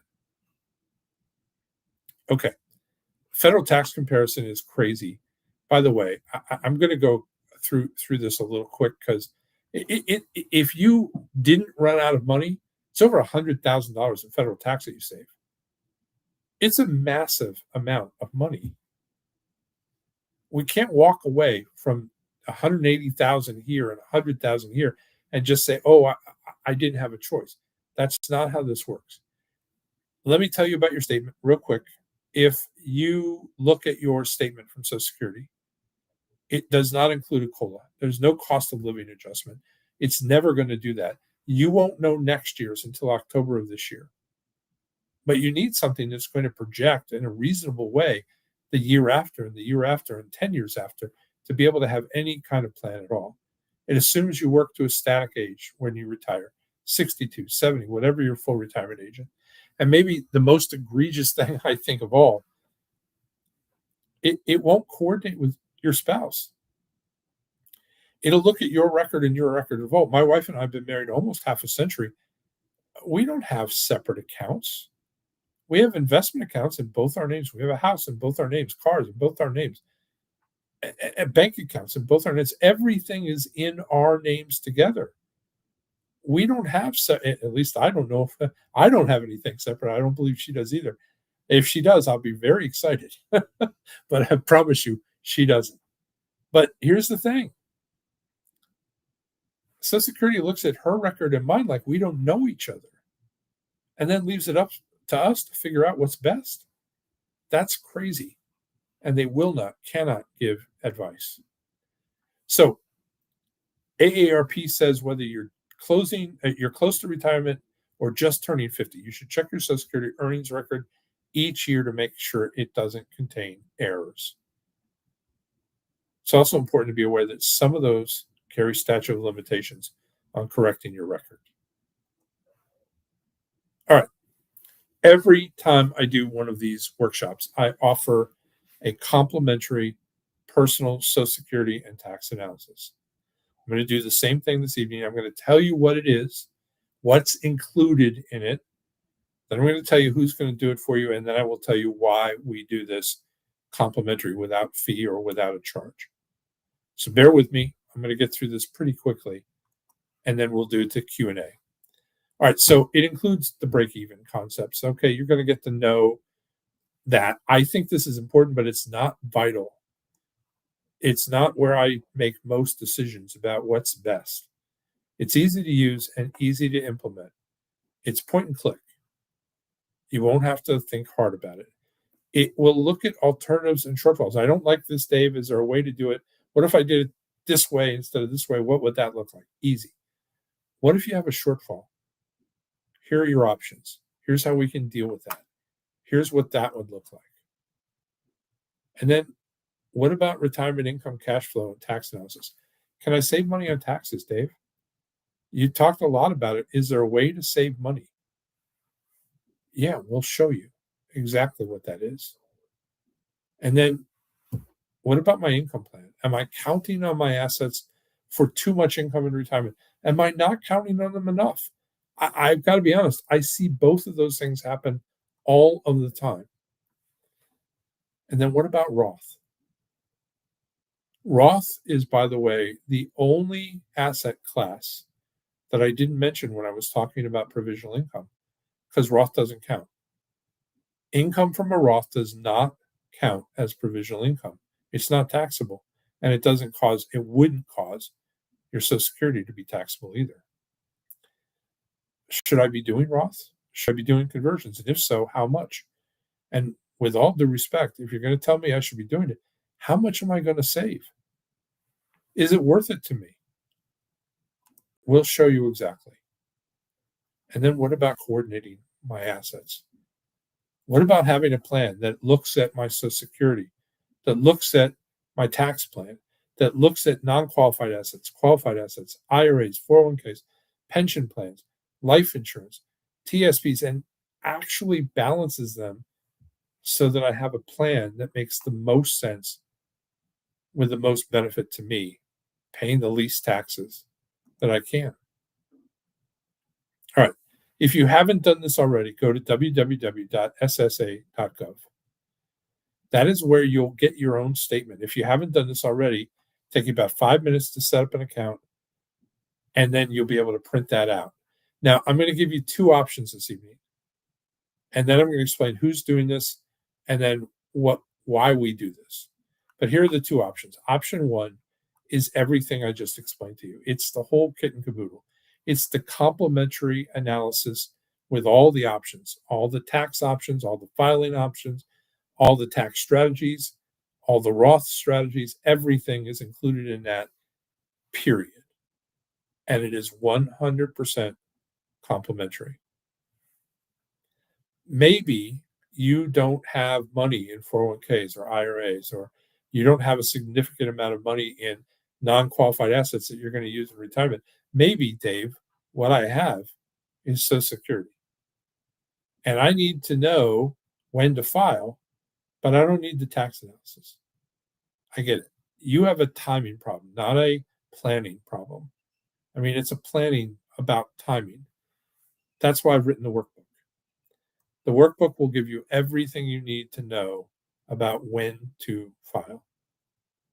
It won't, it's not about, this is the first option is tax planning. It's all that stuff. It's this too, but it's all that stuff. This is about getting you a filing date, when to file, what's the best option for me. And it's just the workbook. It's option two. Okay. I told you I would tell you who is going to do this for you. Let me tell you a brief story because I think it's fascinating. I've asked somebody named Sam Addington to do this evening. Sam's one of my favorite people in the world. Let me take you back a second, and you'll understand why I do this because of Sam's background. Imagine it's 1991, and there's a fighter pilot screaming his plane across the black desert sky. And without warning, the engines fail. In a heartbeat, the cockpit transitions from a roar to a haunting silence. And every digital display goes dark. In that moment, survival doesn't depend on luck. It depends on only two disciplined skills. The first is elite concentration. It's the ability for that pilot to feel the stick and nothing else, to black out and block out every other sense, but to be able to control that stick to land at the rate that is necessary to be able to land to a landing that keeps everybody on the plane alive. He listens to his crew talk to him, but he is focused immensely on that. The second is active listening. There's a battery powered radio, and the wingman begins talking them down. Despite the adrenaline, the pilot practices a level of listening most of us never get to, filtering out static to internalize every heading, every altitude adjustment, every attitude adjustment. They don't just hear the instructions, they visualize them, using the wingman's eyes to replace their own. Because at the concentration and the ability to truly listen under fire, a pilot is executing perfect, unpowered landing in the darkened strip of sand, and he saves his plane. Now, Sam Addington is an advisor with my firm, and I'm privileged to have him. But Sam is a former Army Apache helicopter pilot who served as a warrant officer during missions in Iraq, in Afghanistan, in Iran. Recognized as the best of the best, he was brought back stateside specifically to train the next generation of pilots. How to fly them, how to fly the world's most deadly and complicated helicopters, while simultaneously fighting wars and training other pilots. Sam demonstrated incredible dedication by earning a bachelor's of science and a master's degree in finance. Sam has an MBA. Less than 5% of all advisors carry an MBA in finance. It's unusual. It's exceptional. But his elite military discipline sets him apart. Sam also is an accredited portfolio management advisor. That's a designation from the College of Financial Planning. He's also a CRPC, a Chartered Retirement Planning Counselor, another designation from the College of Financial Planning.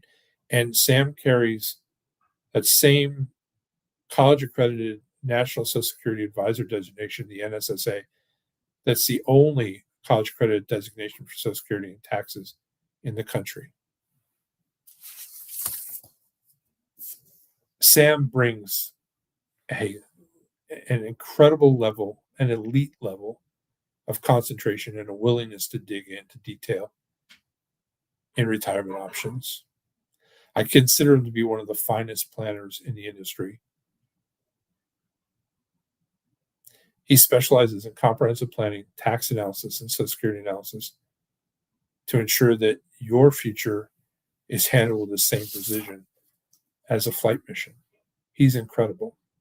That's who I've asked to meet with you this evening. So if you choose to sit down, when I say sit down, to do a Zoom meeting and talk with Sam, you're going to get an incredible amount of experience and expertise and skill and dedication that goes into this. I think you're going to be amazed. Let me add that Sam is a Series 65 from the SEC, from FINRA. That makes him a fiduciary advisor.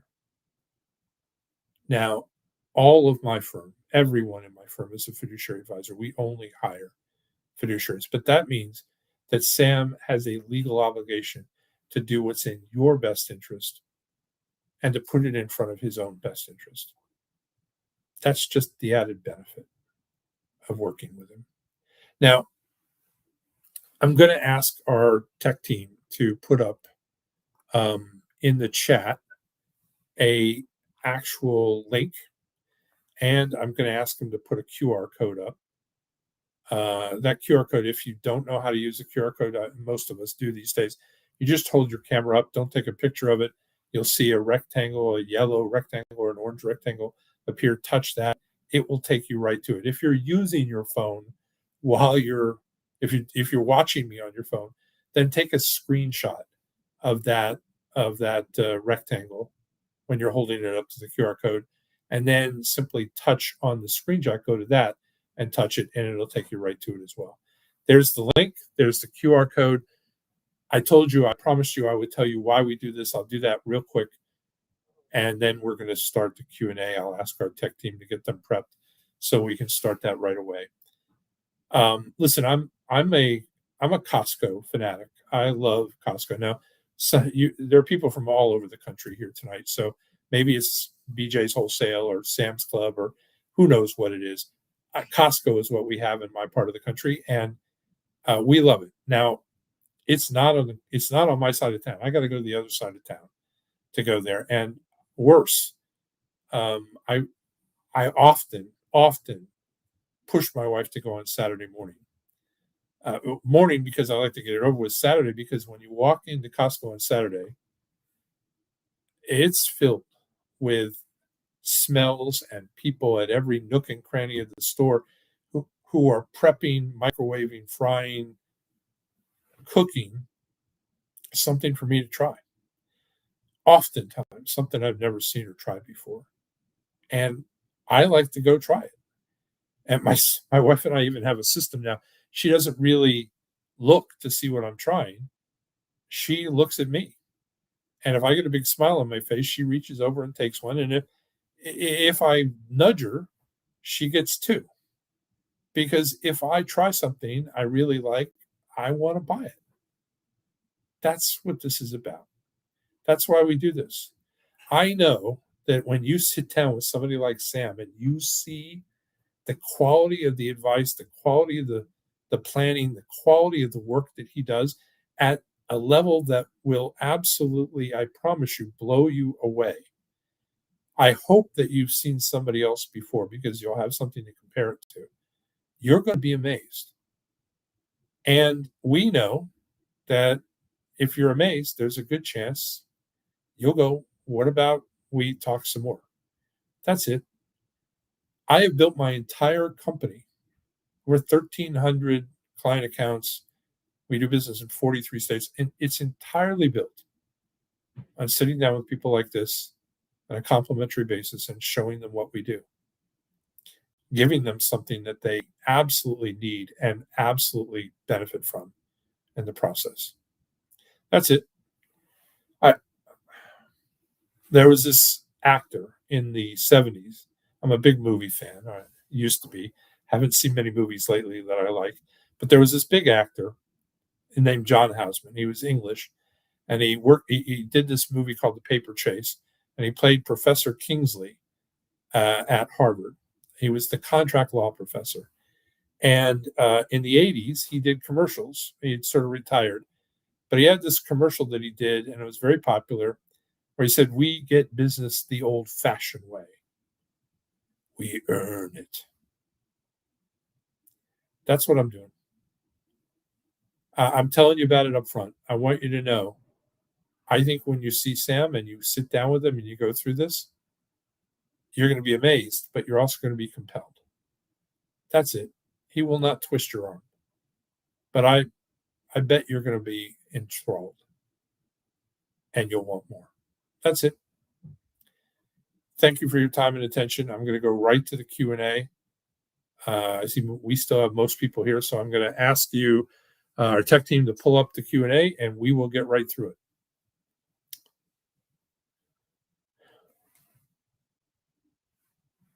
There we go. This is Julie with an accent. I was married twice. My first spouse died 7 years into the marriage. I received spousal benefits for about 3 years, then remarried.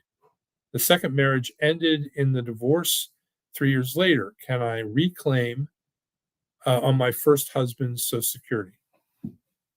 Um, that's a really good question. And I believe the answer is yes.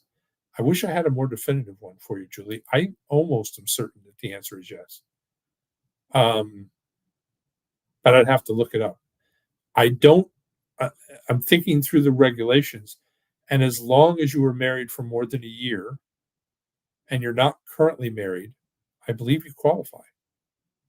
I think you're fine. Um, as long as he died while you were married, I think you're fine. Great question. All right. Julie, sorry. There we go, Nancy. I was hoping you would explain about the required withdrawals at the age of 73 for 401ks.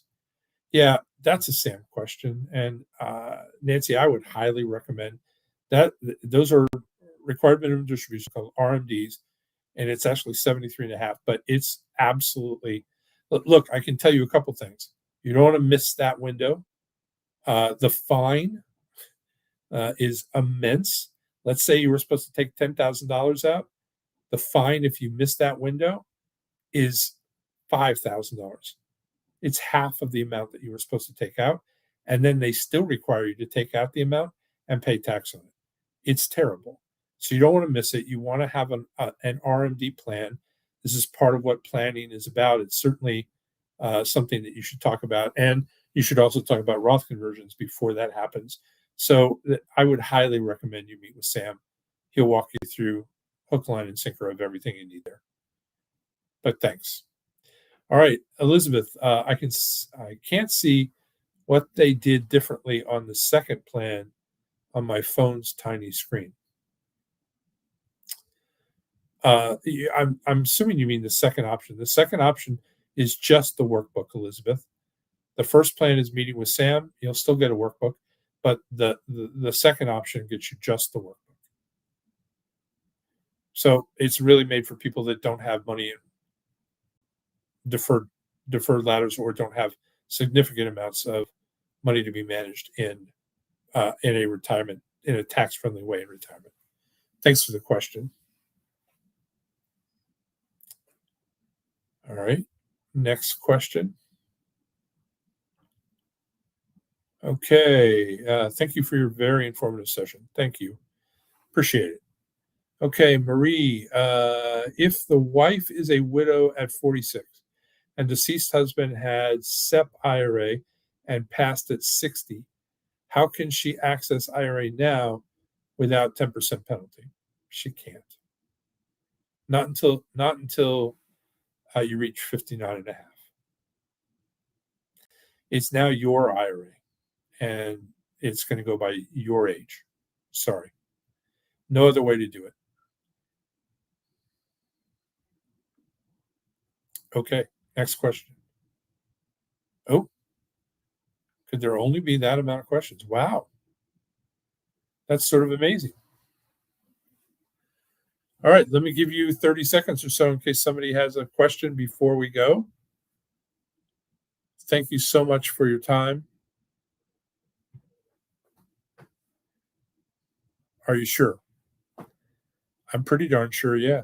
Oh, yeah, because you're a spouse. There are ways to take out money through an inherited IRA. Let me think for a second.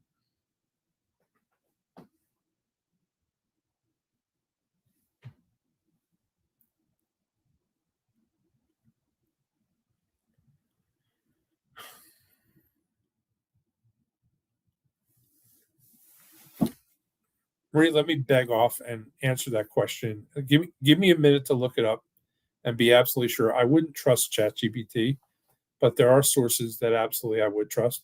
If you'll hang on for a minute after everybody's gone, after we stop, I'll look it up and give you a quick answer.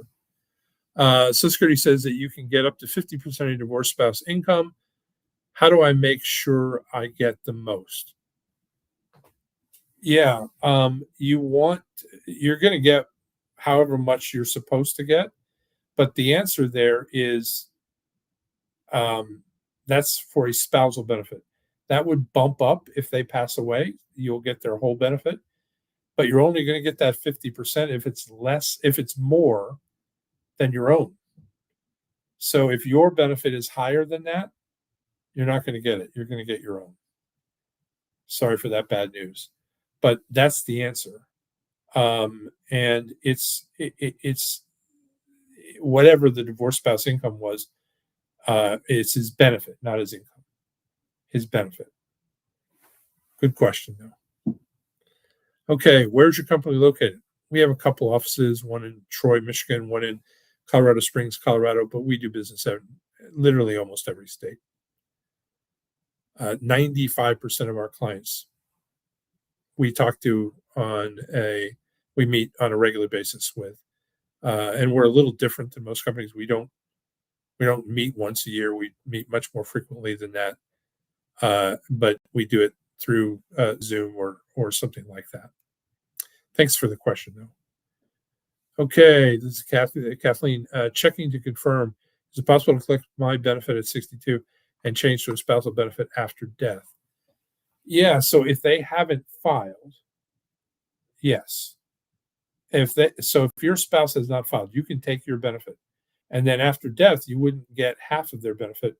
You would get 100% of it, 100% of their full retirement age benefit.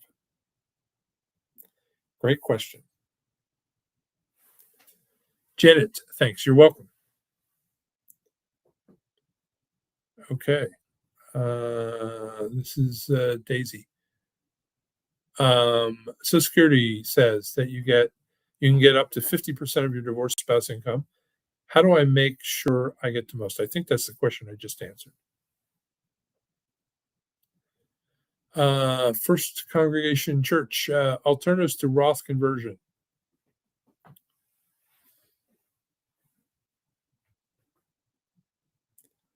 None easy. I'm assuming there's no. I mean, you can convert without.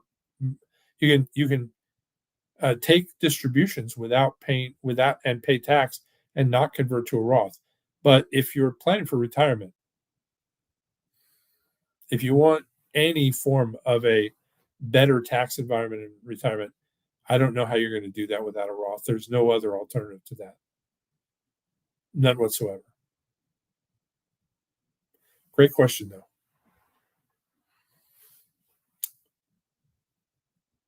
All right. I see some more questions. Thanks for the info. Thanks, Pat. Appreciate it.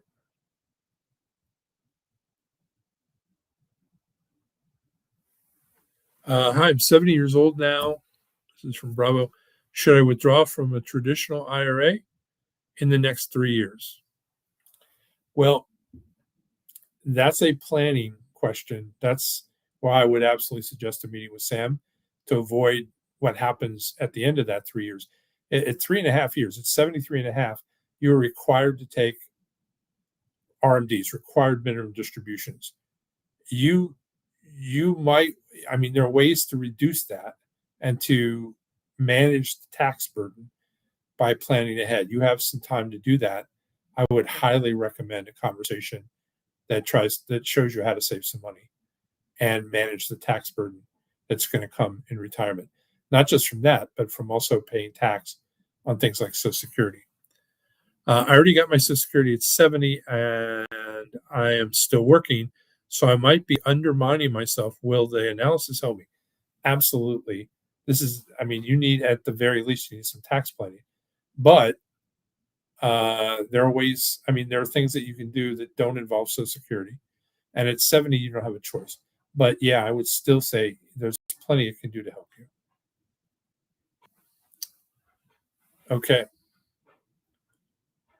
Delay. So Social Security says that you get, lost that. I'm sure that his Social Security is going to be much more than twice what Social Security has decided to pay me. Okay, then you absolutely would qualify. Yeah, you're absolutely fine. Karina, thank you. Thank you. Appreciate it. Okay. Okay. Again, if you are looking, if you need to, you can look at this for a little while. It'll still be up before we take it down. We do have another workshop coming, so we won't leave it up mm, through the week. There's another quick question at the end there. Tech, there we go. My husband is receiving his full retirement age benefit and just started my full retirement age. Can my husband claim his spousal benefit and then suspend my benefit? No, no, not. I mean, he could switch to yours if it was more than his, if half of yours is more than his, but that's the only scenario he could switch. Um, no, that's the only. Now you could take half of his if it's more than yours. That's the only other thing you can do. But those are the only two options. Sorry. Okay. All right. Again, thank you for your time. Have a wonderful evening. I wish you all great planning. If you're meeting with Sam, I just know you're in for a treat. And then I wish you all a wonderful, wonderful retirement. Oh, okay. And I'll ask the one question to stay on while everybody else is going, and I will ask her to pull up. Let me just do a quick search while you're here.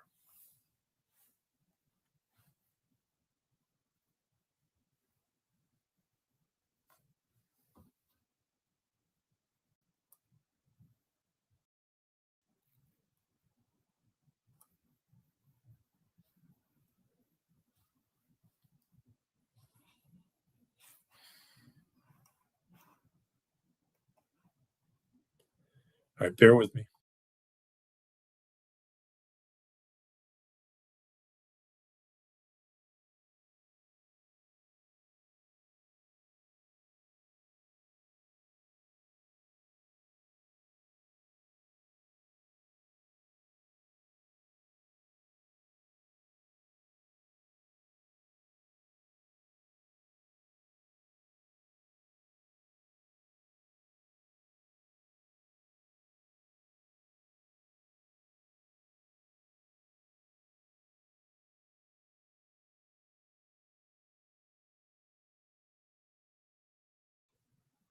Hey, Marie.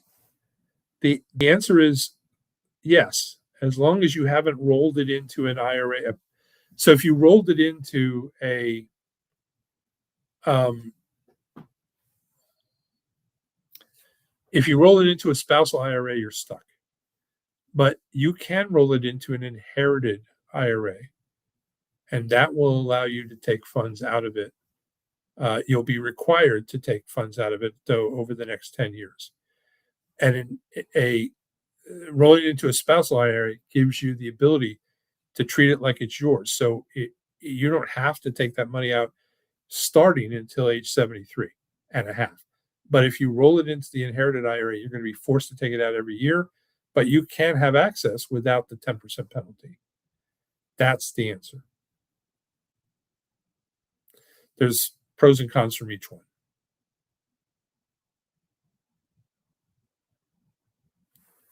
I hope that answers your question.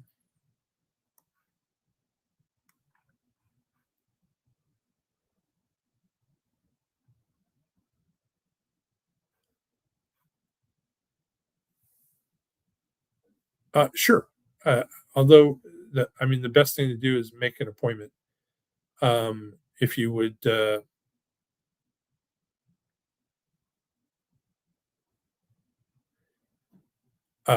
if you want to do that with, go to the file and hit option one and just schedule a quick appointment. Hold on, my tech team is telling me something. And again, this is something I would suggest you do with Sam. He can do it easily. Um, he's I mean, he's really, really good at this. It looks like the name of your company. Okay. All right.